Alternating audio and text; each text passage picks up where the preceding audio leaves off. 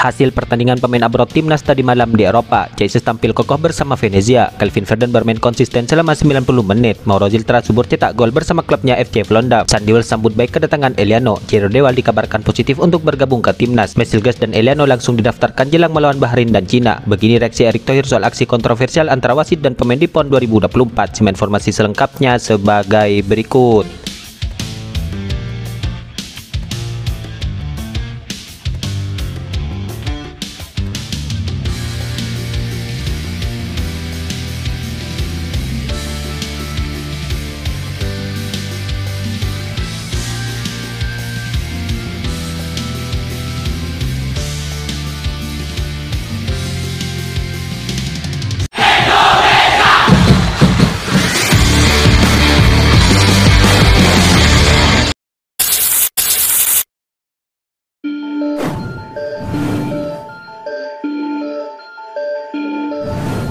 Kabar hasil pertandingan pemain timnas Indonesia yang bermain di luar negeri tampaknya kini mencuri perhatian, di mana mereka yang tampil di klubnya masing-masing tampaknya sangat menarik kita ulas. Yang pertama dimulai dari Jesus. Jesus diketahui sempat menjadi kapten utama dalam 2 laga terakhir timnas Indonesia. Ketika ia kembali ke klubnya, tampaknya ia gagal menghindarkan klubnya dari kekalahan. Bertandang ke San Siro pada pekan keempat di Liga Italia, tampaknya Venezia kalah telak dengan skor 4-0 melawan tuan rumah AC Milan. 4 gol kilat yang dicetak AC Milan itu tercatat hanya dalam waktu 29 menit. Hal itu membuat tim promosi itu tersungkur. Situasi itu kian merumit bagi Venezia karena satu pemainnya diusir oleh sang wasit lantaran kartu merah di menit ke-73.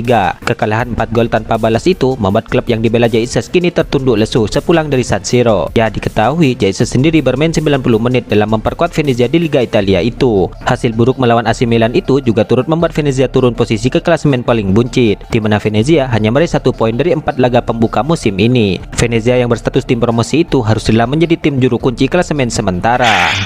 Yang kedua ada sosok Kelvin Verdon. Kekalahan juga dirasakan oleh Kelvin Verdon saat memperkuat klubnya Nijmegen di kompetisi Liga Belanda. Kelvin Verdon yang mendapatkan kepercayaan bermain sebagai starter diketahui ia harus rela melihat timnya kalah. Bertandang ke markas PSV, Nijmegen kalah 2 gol tanpa balas. Salah satu penyebab utama kekalahan Nijmegen dalam laga itu, hal itu dikarenakan salah satu pemain di timnya mendapatkan kartu merah, di mana ia harus mandi lebih cepat setelah diusir oleh sang wasit ketika laga baru berjalan 9 menit. Setelah permain tersebut keluar, PSV langsung mencetak 2 gol kilat dalam waktu 5 menit. Gol pertama adalah sepakan penalti di menit ke-11 dan gol kedua tercipta di menit ke-16. Hal itu sekaligus memastikan bahwa PSV menang 2 gol tanpa balas. Saat ini Nijmegen yang diperkuat Kelvin Verdon haruslah berada di posisi ke-8.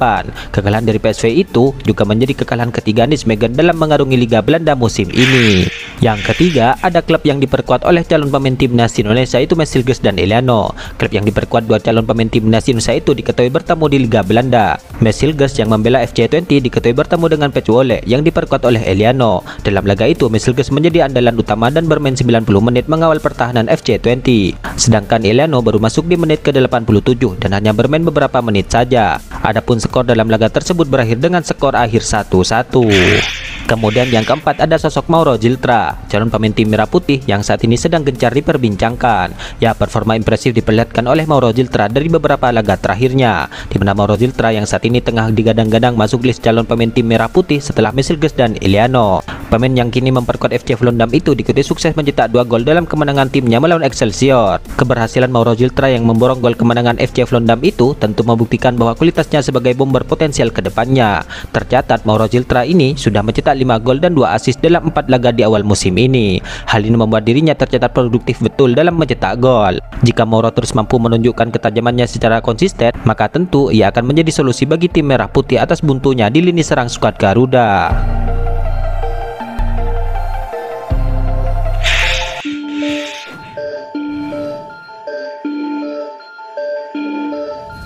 Ketua Umum PSSI Erick Thohir kini kabarnya menargetkan bahwa Mesilges dan Eliano bisa didaftarkan ke AFC pada akhir September 2024 ini. Dengan begitu, keduanya kemungkinan bisa dimainkan pada laga timnas Indonesia melawan timnas Bahrain nantinya. Mesilges dan Eliano diproyeksikan untuk memperkuat timnas Indonesia di fase grup putaran ketiga ini, di mana terdekat skuad Garuda akan bersua Bahrain dan Cina pada 10 dan 15 Oktober 2024 mendatang. Erick Thohir mengatakan bahwa tahapan proses Mesilges dan Eliano saat ini sedang diproses di DPR RI, di mana proses kedua pemain itu terus dikebut oleh semua pihak pihak agar dapat segera bisa membela timnas Indonesia. Setelah proses di Komisi 10, keduanya akan langsung diproses di Komisi 3 DPR RI. Jika langsung mendapatkan persetujuan, maka proses kedua pemain tersebut akan berlangsung ke Kepres Presiden. Lalu setelah itu berlanjut ke Kementerian Hukum dan HAM untuk pengambilan sumpah WNI-nya. Rencana di DPR pada tanggal 17 nanti, lalu 19 paripurna, kata Erick Thohir. Tanggal 20 sampai 24 September kami masih ada waktu 4 sampai 5 hari untuk coba meregister ke AFC, imbuhnya lagi. Kalau lewat dari tanggal 24 September, maka mereka tidak bisa bermain pada Oktober, tandasnya menambahkan. Sementara itu, Wakil Ketua Komisi 10 DPR RI yaitu Dede Yusuf kini memastikan bahwa sudah ada jadwal rapat perihal pembahasan terkait Mesilges dan Eliano, di mana sejauh ini hanya informasi tersebut yang bisa disampaikan. Pembahasan dilakukan Selasa 17 September, kata Dede, pada Minggu 15 September 2024 ini.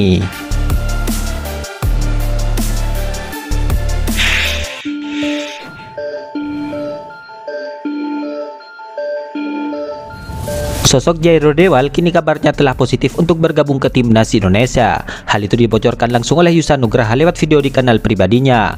Ya, nama Jairo kini memang santer diberitakan soal dirinya yang akan menjalani proses menjadi WNI, di mana pesepak bola berusia 28 tahun itu memiliki darah Indonesia dari orang tuanya. Kiprah Jairo diketahui tidak sembarangan, di mana ia berhasil debut di tim utama Ajax Amsterdam di usia remajanya. Selain itu, Dewal juga pernah memperkuat Crystal Palace di Liga Inggris. Ia berkiprah di sana sejak 2017 hingga 2024 ini. Riwayat tersebut membuat nama Dewal disebut layak untuk memperkuat timnas Indonesia, di mana sang pemain bahkan disebut sudah bersedia untuk diproses menjadi WNI. Beberapa hari yang lalu, teman saya dari Belanda juga ada podcast Denilar. Salah satu nama yang ia sebutkan potensial adalah Jairo Dewal, kata Yusan Nugraha di kanal YouTube-nya. Dari situ saya coba langsung tanya ke Denny apakah itu benar. Lalu ia menjawab, saya tahu kalau dia positif, imbuhnya lagi. Ya, namun dalam hal ini Yusan Nugraha tidak membeberkan lebih lanjut percakapannya dengan temannya itu. Namun yang pasti rekannya mengatakan bahwa proses untuk mengurus proses resmi sang pemain tengah berlangsung. Jika benar, maka kedatangan Dewal akan menjadi kabar baik bagi tim Merah Putih, sebab sang pemain dikenal serba bisa dan mampu diturunkan di beberapa posisi sekaligus, di mana selain sebagai gelandang, Dewal juga cukup mahir untuk diturunkan sebagai bek. Hal itu tentu untuk menambah kekuatan timnas Indonesia ke depannya.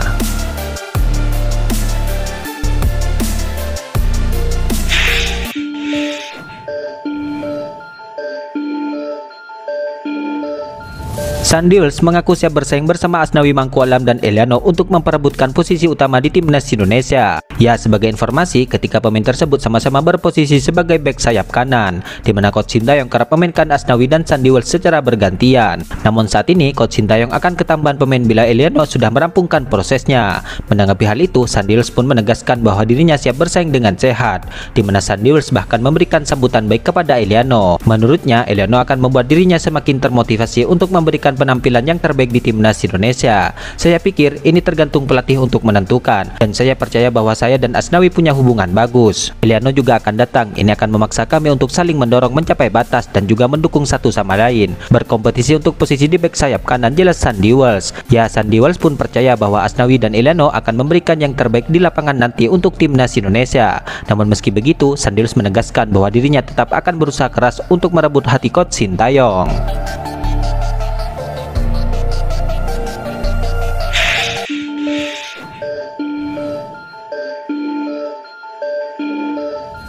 Ketua Umum PSSI Erick Thohir kini mengecam keras soal tindakan pemain Sulteng yang memukul sang wasit hingga terkapar di PON 2024 ini. Timnas PSSI mengecam keras soal kontroversi di laga itu yang melibatkan Aceh dan Sulawesi Tengah pada laga perempat final cabur sepak bola putra itu. Peristiwa bermula dari kepemimpinan wasit yang kontroversial. Aksi kontroversial wasit direspon pemain Sulawesi Tengah dengan aksi tidak terpuji, meninju wasit hingga terkapar dan dilarikan menggunakan ambulan, tulis PSSI dalam rilisnya. Ketua Umum PSSI Erick Thohir pun mengecam keras peristiwa itu, di mana PSSI menegaskan soal sanksi terberatnya, di mana ia mengancam pemain dan wasit yang terlibat dalam peristiwa itu. Memalukan, sangat memalukan. PSSI akan mengusut tuntas peristiwa ini dan akan menjatuhkan sanksi terberat, ucap Erick Thohir. Erick Thohir juga mengatakan bahwa PSSI akan melakukan investigasi mendalam, dimulai dari kepemimpinan wasit yang dinilai penuh kejanggalan. Pastinya akan dilakukan investigasi mendalam. Indikasi pertandingan yang tidak fair menjadi materi serius yang ditelaah. Pun halnya reaksi pemain yang dipastikan berbuah sanksi yang sangat berat, kata Erick Thohir. PSSI menilai peristiwa ini sangat mencoreng kehormatan sepak bola Indonesia yang mulai menunjukkan titik cerah.